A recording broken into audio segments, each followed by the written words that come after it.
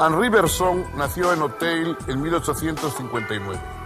Llegó a la convicción de que las ciencias físicas presentaban una imagen deformada de la realidad y se dio a la tarea de reformular nociones como las de tiempo, materia, evolución y vida, entre otras.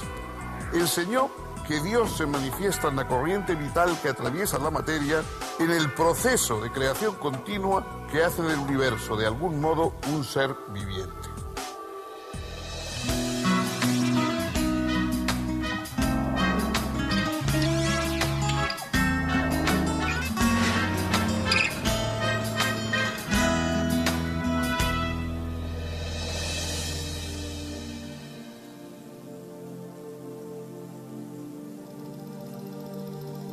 ¿Cómo están, amigos? Bienvenidos. Hoy vamos a hablar de Henri Bergson. Fue sin duda el más importante filósofo continental del primer tercio del siglo XX. Sobre todo, por supuesto, en Francia destacó, pero también tuvo una influencia en algunos otros países europeos. Bergson es un gran escritor. Hay filósofos que se las arreglan como pueden para transmitir sus ideas y que a veces, quizá, aunque tengan grandes ideas, por torpeza expresiva, las ideas pues parecen más oscuras o más confusas o menos convincentes de lo que son. Bergson es todo lo contrario. Bergson era un muy buen escritor, un gran escritor, obtuvo el Premio Nobel de Literatura y realmente sus libros se leen con agrado, a pesar de que son abstrusos y de que son en ocasiones oscuros, porque el tema de lo que habla no es fácil y porque la propia idea filosófica que tiene tampoco es transparente. Bergson se plantea como cuestión esencial el decir, hay un contraste entre la inteligencia con la que tratamos de comprender el mundo y los datos de nuestra conciencia, lo que se nos revela del mundo mismo. La inteligencia actúa por esquemas, actúa, digamos, parando la realidad, tomando un fragmento de realidad y estudiándolo, separándolo del resto. Mientras que para nosotros la realidad es un continuo, es algo que funciona, digamos, todo seguido y sin esas especies de rupturas que introduce el proceso intelectual. Piensen ustedes, como ejemplo, en el cinematógrafo, ¿no? El cinematógrafo funciona a base de fotogramas, de unos fotogramas inmóviles en sí mismos, quietos en sí mismos, que van sucediéndose y se sucede en un ritmo que nosotros lo vemos todo como continuo. Bergson piensa que la inteligencia actúa así, buscando los fotogramas, digamos, de la realidad, pero la realidad no existe, la realidad no es una película, no funciona así, la realidad es verdaderamente un continuo. Entonces, la inteligencia puede ser útil, pero de una manera restringida. La inteligencia para la ciencia, para el conocimiento práctico, puede ser útil de manera restringida. El verdadero conocimiento de la continuidad de la vida nos tiene que venir por la intuición. La intuición filosófica es lo que nos pone en contacto con la fluidez, con el caudal permanente de la vida, en vez de tratar de fragmentarlo. Este es el comienzo del método filosófico que desarrolló Bergson. Vamos a verlo en los próximos minutos.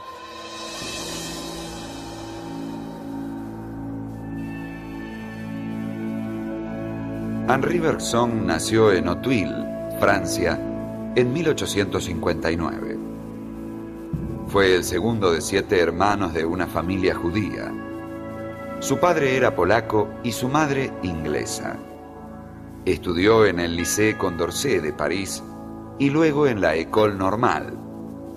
A partir de 1881 fue profesor en diversos liceos, hasta que en 1900, tras contraer matrimonio con Louise Neuberger, ingresó como docente en el prestigioso Collège de France, donde enseñó hasta 1924. Fue miembro del Instituto de Ciencias Morales y Políticas y de la Academia Francesa. Asimismo, después de la Primera Guerra Mundial, presidió el Comité para la Cooperación Internacional dependiente de la Sociedad de Naciones, antecedente directo de la actual Organización de las Naciones Unidas. La primera obra importante de Bergson, que le dio fama inmediata, fue su ensayo sobre los datos inmediatos de la conciencia, publicado en 1889, texto en el que expuso por primera vez sus ideas sobre el tiempo, la voluntad y la conciencia.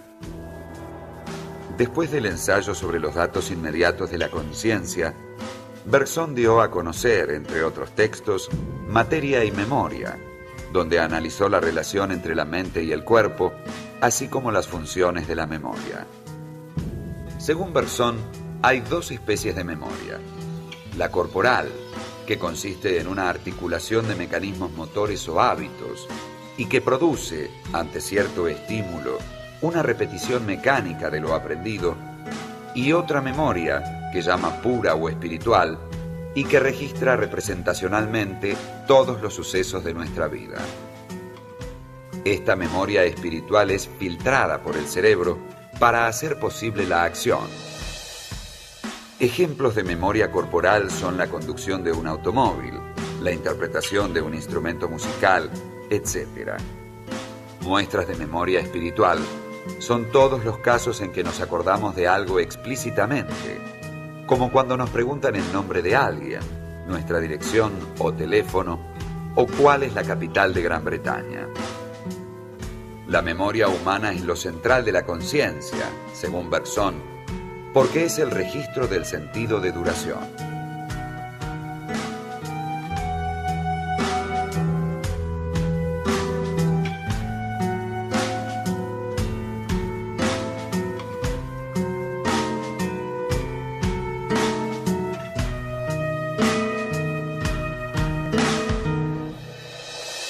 Hay una pregunta que se hace Bergson y que quizá incluso personas no filosóficas se han hecho en ocasiones. La pregunta sobre el tiempo. Si el tiempo es infinito, si viene desde lo infinito y va hacia lo infinito, ¿por qué todas las cosas no han sucedido ya? ¿Por qué las cosas van sucediendo de forma sucesiva? Si el tiempo que ha transcurrido es infinito, ¿por qué no ha sucedido todo ya? Aquí entonces introduce Bergson la idea de duración.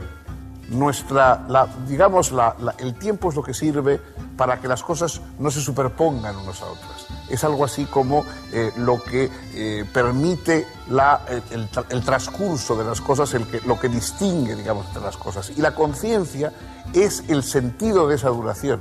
La duración del mundo es lo que primero captamos con nuestra conciencia. Si nos quitan, digamos, el sentido de la duración, prácticamente la conciencia desaparece. ¿Y en cómo se registra esa duración? En forma de memoria. La memoria humana es lo central de la conciencia porque es el registro de la duración, del sentido de duración. La idea de proceso, de evolución, es central en todo el pensamiento de Bergson. Su obra más conocida, La evolución creadora, trata precisamente de cómo el tiempo va haciendo que desde un núcleo central, mítico en los orígenes que ni siquiera podemos imaginar, el tiempo ha ido diversificando, evolucionando y sacando creadoramente diversidad de cosas que aparentemente se separan, que luego confluyen. Entonces él estudia con la biología de la época los elementos distintos y parecidos de esa evolución. ¿Qué mueve esa evolución? Lo llama Bergson elan vital. El elan vital, el impulso vital. No, la evolución no es un proceso mecánico, no es un proceso ciego, sino que, digamos, va de dentro a fuera. Es algo que tiene una especie de fuerza interior que hace que se vayan desarrollando las cosas. No es un proceso simplemente de tropezones y de empujones de unas cosas con otras, sino que es un proceso que busca esa diversificación, esa extensión, esa creación. Esta idea profundamente penetrada por el tiempo es el tono característico de la filosofía de Bergson, en la que se mezcla la ciencia, la biología, la teoría de la evolución, etcétera, con un sentimiento intuitivo y casi místico del impulso que se abre paso a través de los siglos.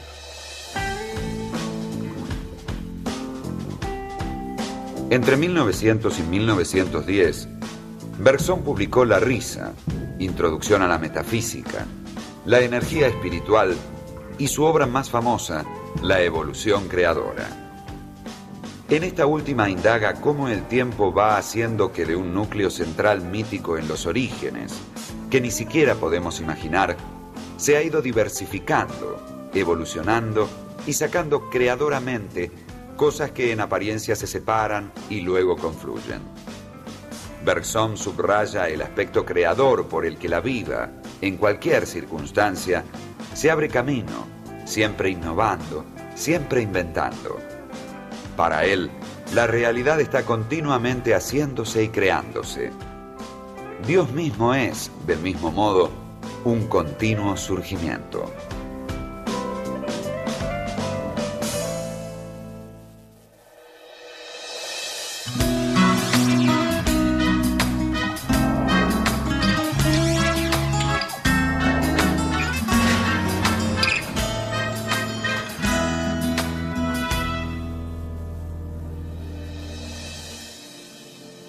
Al final de su vida, una de las últimas, o quizá la última obra importante de Bergson, trató sobre el tema de la moral y la religión. Dejó a un lado la teoría del conocimiento, la teoría de la evolución, y se centró en la cuestión de la moral y la religión, es decir, de los valores que rigen la convivencia humana.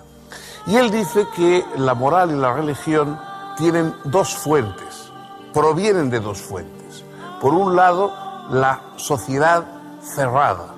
La sociedad cerrada, él la considera una sociedad como la tribal, como la sociedad primitiva, es una sociedad compacta, es una sociedad, digamos, en la cual hay pocos resquicios, que es siempre autorreferencial. Y ahí la moral y después la religión nacen como presión de los individuos unos sobre otros. Esa presión para mantener cohesionado el grupo, para que no haya dispersión, para que nadie se salga, digamos, de la pauta de vida. Entonces es una moral y una religión más bien coactivas, ¿no? Porque lo que tratan es de conservar unido, cerrado, unánime el grupo humano. Y luego está la sociedad abierta. Y la sociedad abierta busca otro tipo de moral y también otro tipo de religión. Un tipo de moral y de religión mucho más experimental, que busque lo diferente y no simplemente lo uno, que trate de potenciar unas posibilidades y de potenciar unas singularidades en vez de mantener una homogeneidad y de mantener una igualdad. Esa otra forma de moral y esa otra forma de religión es la que produce la figura del sabio, la figura del héroe y, en último término, también la figura del santo. Son figuras distintas, ¿no? Lo uno es lo que mantiene la indistinción del colectivo, que es necesaria, de cuya necesidad no duda Bergson, pero también hay la otra faceta, la faceta que cuando la sociedad se ha hecho, digamos, más segura de sí misma y no está tan preocupada de su cohesión, busca la potenciación de esas figuras del sabio, del héroe, del santo, y en último término dice él algo así, no como que hagamos un dios, pero que en cierta forma vayamos a la construcción de dioses, de algo que esté más allá de lo meramente humano y que sirva de referencia y de ideal a la colectividad. Es un planteamiento sugestivo, audaz y que en algunos casos fue considerado como un deseo por parte de Bergson de completar un sistema. Es decir, es algo que quizá algunos consideran que tiene menos que ver, digamos, con el resto del corpus de la filosofía de Bergson.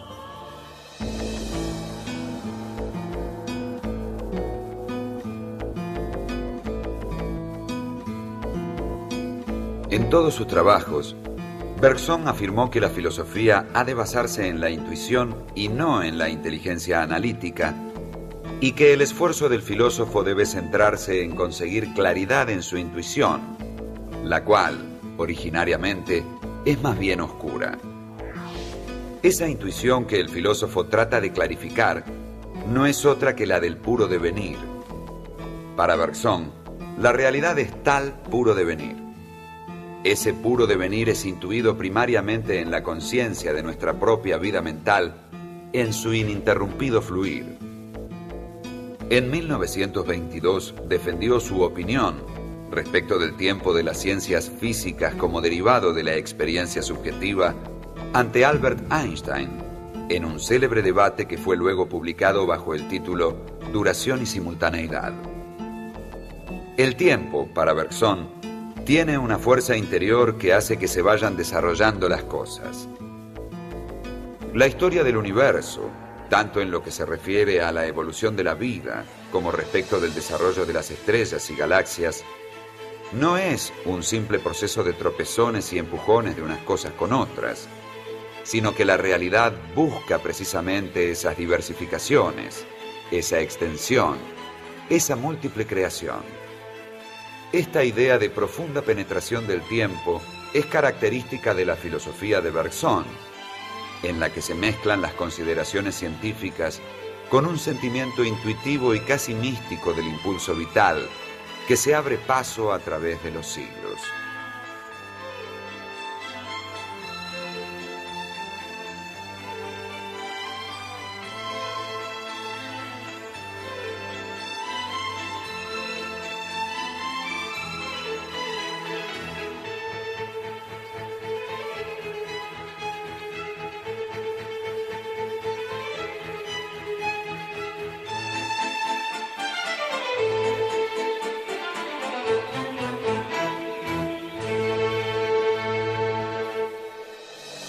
Henri Bergson no es de los filósofos más recordados en nuestros días. Fue muy importante en su momento, como ya he dicho, fue una figura muy destacada, pero aportó cosas que han quedado ahí, que los filósofos, sobre las que los expertos y los teóricos de la filosofía vuelven, pero quizá ha tenido menos impacto en la gente y menos posteridad, a pesar de que alguien tan destacado en la modernidad como Gilles Deleuze le dedicó un estudio, hizo una antología de sus textos, etc. Aparte de sus ideas, que en el fondo están muy ligadas a lo que hoy más nos interesa, porque hoy vivimos con la psicología evolutiva, etc., un auge, digamos, de la teoría de la evolución, naturalmente de la de Darwin, pero el concepto mismo de evolución, de tiempo, la relación tiempo y cultura, etc., que son cuestiones que le interesan a Bergson, hoy están muy de moda. Quizás el enfoque de Bergson no sea el que más se lleva en este momento, pero desde luego la problemática está ahí. Bergson además tiene unos textos que pueden ser leídos incluso fuera, desgajados de su obra, con extraordinario interés, como por ejemplo el estudio que tiene sobre la risa, ¿no? Hay pocos filósofos que hayan estudiado la risa. Él le dedicó un estudio diciendo cómo lo que nos produce hilaridad es ver a un ser humano, es decir, que se mueve de forma vital, es decir, que no es una máquina, que en un momento determinado se comporta mecánicamente. Por ejemplo, si alguien va por la calle y pisa una piel de plátano y se cae, o actúa como si fuera un cuerpo muerto, digamos, no como un ser humano, sino como algo que interrumpe la voluntariedad, la intencionalidad que tienen los seres humanos y los convierte en mecánicos, ¿no? Yo voy a coger un vaso de agua y en vez de cogerlo lo tiro, y eso pues puede producir una cierta hilaridad porque se rompe mi propósito y actúo como si fuera un cuerpo, como si fuera un simple objeto, ¿no? Bueno, es un estudio muy bonito, es un estudio muy curioso, lleno de ideas, que puede ser siempre controvertido, pero lleno de ideas y de interés, ¿no? Bergson, por otra parte, fue una persona muy espiritual, de un fondo místico y también de una rectitud personal. A lo largo de toda su vida él también evolucionó y se fue acercando cada vez más a las posiciones del catolicismo. De hecho, él era judío y había nacido en el judaísmo, pero él estaba ya próximo a convertirse públicamente, pues, como una persona de su importancia, al catolicismo. Pero entonces empezó en Alemania la persecución de los judíos, que luego se prolongó en la Guerra Mundial, y entonces Bergson renunció. Dijo que no era el momento de abandonar el judaísmo cuando estaba siendo perseguido. En fin, yo creo que es una muestra de honradez personal de alguien que fue realmente muy importante en su época, aunque hoy haya quedado un poco opacado por el paso de los años. Bien, pues hasta aquí hemos llegado hoy. El próximo día, con su compañía, vamos a intentar acercarnos a otro pensador y a otro enfoque de la cadena de los filósofos.